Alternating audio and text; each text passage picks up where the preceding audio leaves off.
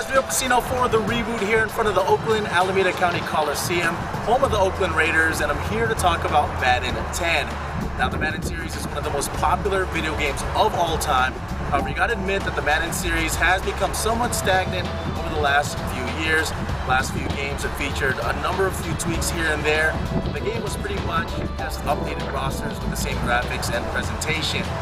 So jumping into Madden 10, of course, like many other people, I was hesitant to buy this game. However, after giving the game some time, I realized that Madden 10 is probably one of the best Madden games of all time. So for all of those who are on the fence with this game, I'm going to give you 4 good reasons why you should spend the $60 to buy this game. Online franchise is a feature many Madden fans were screaming for, and EA Sports listened and included this feature in Madden 10. This mode allows up to 32 human-controlled teams to play up to 10 full seasons online and features live fantasy drafts, player transactions, and league message boards. It works just about the same as your offline franchise, as you have access to team and league schedules, rosters, and player management and stats. All of these franchise tools can be accessed not only on your console, but also remotely through a web browser or via a custom iPod Touch application. However, there are a few noticeable differences between online and offline franchise modes. There is no salary cap, so free agency is unregulated, and there's no CPU trade logic. There is also no preseason or sliders to be adjusted, and you won't find the halftime or extra point show. EA Sports did say that these features would be missing, so at least gamers weren't blindsided by these changes, but the exclusion of these features don't detract from the online franchise mode, which is pretty good overall.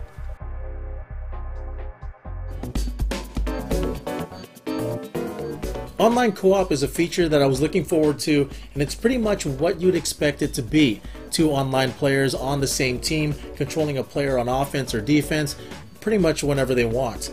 Both players have the capability to choose any of the on-field players, and each gamer is given their own unique camera, which dynamically shifts to provide a unique perspective depending on position, which is something that's drastically different than your local co-op mode.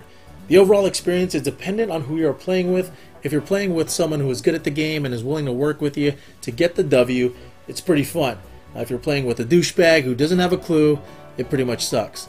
The camera can also be an issue for some as well, but in the end, EA's first effort to bring a true cooperative experience to the game is a successful one. Protec is Madden's new gang tackling system, and it's the most realistic tackling system since NFL 2K5. In Madden 10, you'll see running backs drag multiple tacklers, offensive linemen come up from behind and push the pile forward, and defensive players help assist with the tackle to prevent an offensive player from getting that critical first down. While you will see the occasional head-scratching Protec animation where momentum isn't quite calculated correctly, for the most part they're seamless and add to the realism of the game. It creates a real sense of football and isn't one of those things that happen all the time. It happens when you expect it to happen. The Madden team made it known that they wanted to bring some much needed presentation to the game this year. Many pigskin gamers, including myself, have been dying to see EA Sports create a Madden game with TV-style presentation, similar to the flawless presentation present in NFL 2K5. For the most part, they were successful. Throughout a game, you will see unique pre-game cutscenes, players celebrating after touchdowns, coaches screaming at the refs or players, refs getting tougher on close plays at the goal line, kickers warming up before a game-winning attempt, and of course, the chain gang. This year's Madden also includes the extra point, which is their answer to NFL 2K5's SportsCenter wrap-up. During the show, you can see scores and stats from around the league, a slate of games for next week, previews of the best matchups, and offensive and defensive players of the week. It's a decent effort, but the lack of game highlights and robotic commentary take away from what could have been an excellent addition.